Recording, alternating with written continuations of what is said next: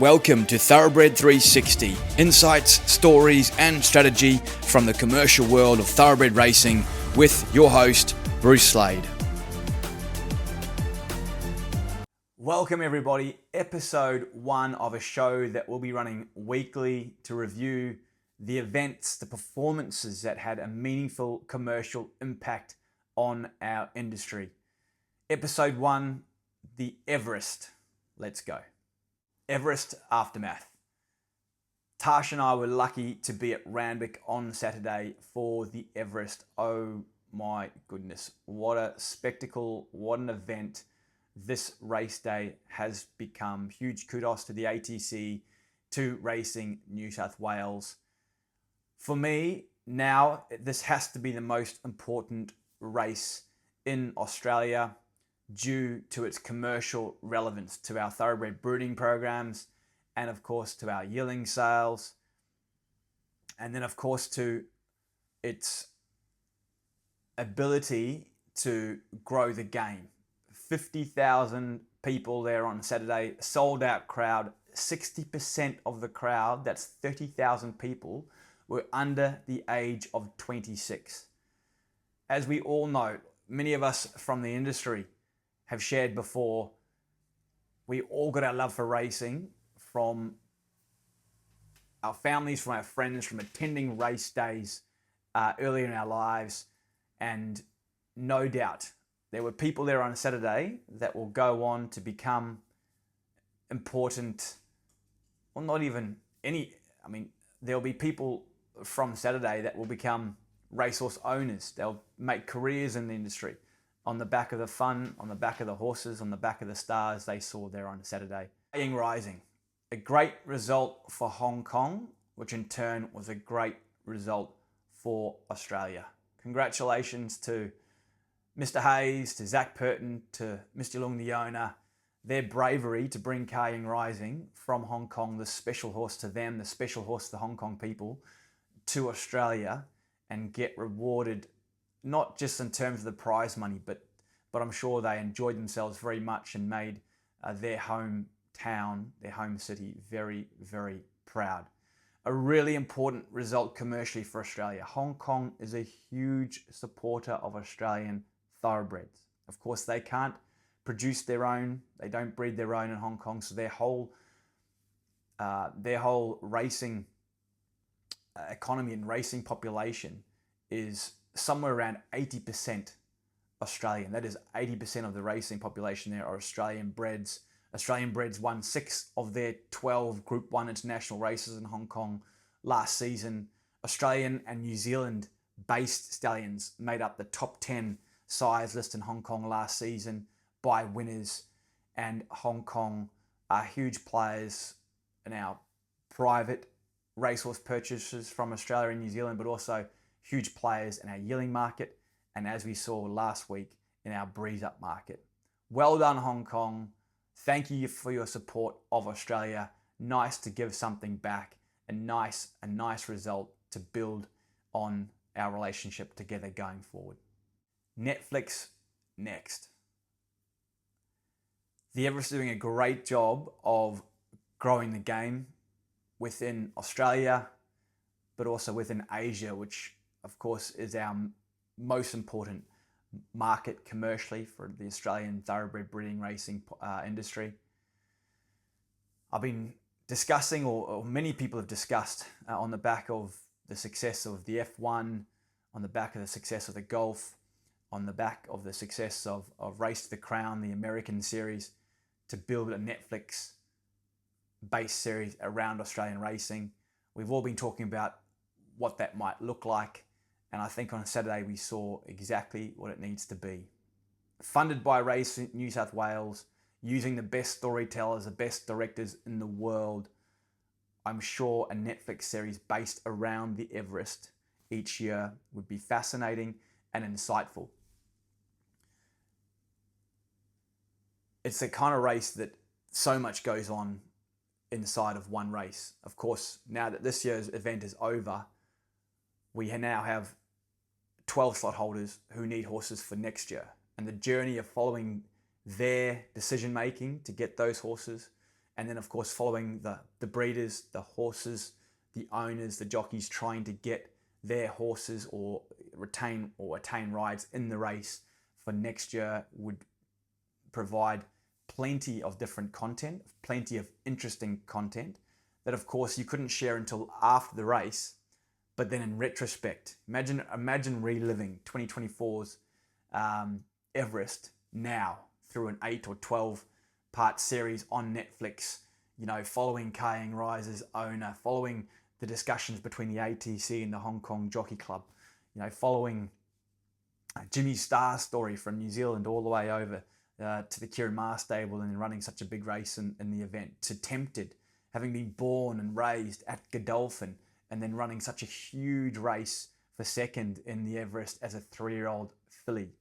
Touching on the overpass story, you know, his connection, you know, the Larrikin Bjorn with the Ram Racing boys in the West and Newgate, bringing all of those moving parts together to run on their slot. The stories, you know, behind the jockeys, the people behind each of the trainers, their assistants, the people that are hands-on with the horses. I mean, there's just so many aspects, so many great characters. I'm sure that would be compelling viewing. And again, grow the game, grow the interest in the Everest, grow the interest in Australian racing and breeding. Great commercial impact in Australasia last week. The Breeze Up sales were conducted at Magic Millions on the Gold Coast and at Inglis in Sydney. Great results for both. The Sydney, the Inglis one, both great results on paper. In talking to participants, there was a strong demand for quality in both. And the Sydney one in particular looked like, on paper and in talking to people, the strongest Breeze Up sale ever conducted in Australia. Now the flow-on effects for that, for our industry, for the New Zealand industry too, will be really positive. That'll flow right down into the yearling sales, and that'll flow down into the weanling sales, and that'll flow down into the breeding sector. Well done, Inglis. Well done, Magic Millions. Of course, David Chester and his protege, Nikki Wong, headlining, you know, the Asian push for both companies, Inglis and Magic Millions, and the results were excellent. Hong Kong, amazingly strong. Hong Kong size or Hong Kong stallion success was well paid. Lovely to see the emerging markets of China involved. Japan were active through the Rising Sun. Malaysia, on the back of Singapore closing down, is a market that's really growing and an important market for us going forward too. Finally, the Philippines too. Buyers there active through the sale and including buying one of the very top lots there at Inglis. Great result for Ole Kirk on Saturday with his first Group 1 winner in the 1,000 Guineas. Congrats to all the team at Vinery there. An important result for the industry. Of course, we've got an aging population of champion sires, and of course we've lost Wootton Bassett this year too. So the young brigade, the next in line, are really important going forward, and nice to see Ole Kirk on the back of his great first crop success now getting his first Group 1 winner within 50 runners with this 3-year-old filly Ole Dancer, like I mentioned. Pedigree pointers on her, not much to work on yet, small sample size with Ole Kirk's runners, but noteworthy that she is out of a Mr. Prospect aligned mare, as is Ole Kirk's other star performer, Ole. Ole Dancer's pedigree itself, big page, out of a Hassan mare, who of course is out of a 3/4 sister to Schnitzel. This is a family that Neil Werrett's built for a good decade now, so congratulations to him, to Mr. Whitby, to the Madden family. Well done on a great result. Just really add to the intrigue in this year's Coolmore Stud Stakes with the promising win in the Gothic. I thought he was really impressive there. A son of Street Boss out of an Exceed daughter of Divine Madonna, so really big pedigree on him too. High profile or high probability sort of pedigree on him. Well done to the team in blue there, Godolphin. They have now got the top 2 chances in the Coolmore Baywalked $2.40, Tentyris now $3.50, Beedman $6. Of course, I'll be cheering Beedman, and Maruna at $11. So a fascinating Coolmore this year, high quality. Yeah, that race looks like an absolute pearler in 2 weeks' time. And of course, any colt that wins that, it adds to their value, but it also adds to their probability chances of stud success down the track, because it's been a great stallion making race. Of lesser commercial significance, but great win nonetheless, Half Yours in the Caulfield Cup. Just a super result for the McAvoy family, to Tony, to Kelvin, Joe, all the team there. Well done. People that put a lot into racing, they work hard, they're very active at the yearling sales, they have an absolute go, and nice to see them win one of those feature races. Interestingly, the 4th Australian bred to win the Caulfield Cup in the last 10 years. The Australian bred is not known, as we know, for cup success through the Melbourne Spring over those longer distances, but I thought that was interesting, the 4th Australian bred horse to win in the last 10 years. And his sire, St. Jean, may be looking for an increase in service fee. St. Jean last season stood for $3,000 plus GST and covered just 5 mares. Idle Flyer was absolutely terrific in the Ank Stakes there at Randwick on Saturday, as was second placed filly or mare Perfumist. They really pulled away from the rest of the field there. 2 really smart mares, I'd say, with Group 1 CVs moving forward. Interestingly for Dundeel, Idle Flyer is one of his daughters, and they have led a real comeback as a sire known as a prolific sire of top-class colts. I'd had a look there. Dundeel in the last 12 months has actually had 12 stakes winners, and 8 of those have been fillies or mares. So a fight back from the fillies. His career record still stands at 26 stakes winning colts, and half of those 13 for the fillies and mares. So still a little bit of ground to peg back for the fillies by Dundeel, but as I say, in the last 12 months, Idle Flyer and the like have led a good, strong comeback for that. Have led a nice comeback for that excellent young sire at Arrowfield. Despite all the big races run on Saturday, you could argue that the winner of the Kosciuszko is the mare who is worth the most. Clear thinking. Paul Massara and the team at Arrowfield, well done. A daughter of Dubawi, and a mare that's very close to my heart, Sweet Idea. Of course, a Group 1 winner of the Galaxy, placed in a slipper, placed in a Magic Million. Sweet Idea, purchased by Her Majesty the Queen and now owned by King Charles. She resides in England, but lovely to see her get a big result in Australia there by producing a Kosciuszko winner. She is Group 3 placed already, Clear thinking, from limited starts. And I heard Paul say there on Saturday that they'll be chasing the big black type now. But wow, what a pedigree. Dubawi out of a Group 1 winning Schnitzel mare, Sweet Idea. And what a race record to go with it so far. Saw some rising stocks for some middle distance sires on the weekend too. Caught the eye.